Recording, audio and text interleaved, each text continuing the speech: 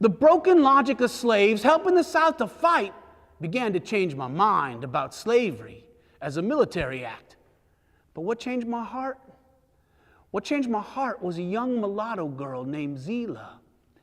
Zela was a child of a master who abused his slaves in the most despicable way, as was common practice in the South. Her father then sold her to another master who would abuse his daughter in the same way he had abused the mother. A most wicked sin. He sold his own daughter, his own flesh and blood, into slavery, knowing she would be the concubine of her new master. When we marched on Jackson, Tennessee, Zela was able to escape the wretched abuse of a young planter, and she crossed enemy lines.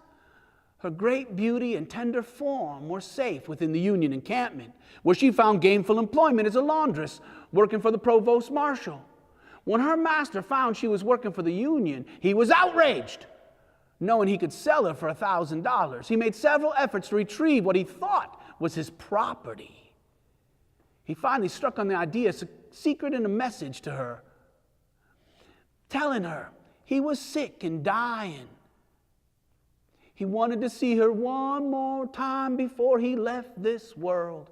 I told her it was a lie, a mean trick to get her back into his clutches, but she would not listen to me because she'd already listened to me when I told her she was a free woman, free to make up her own mind.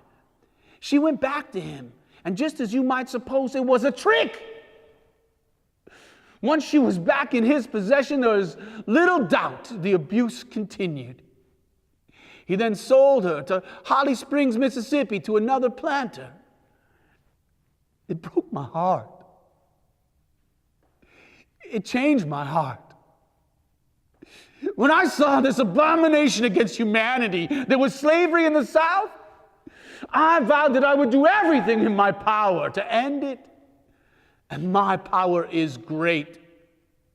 I had seen enough of their accursed institution and would not sheath my sword until it was thoroughly wiped out.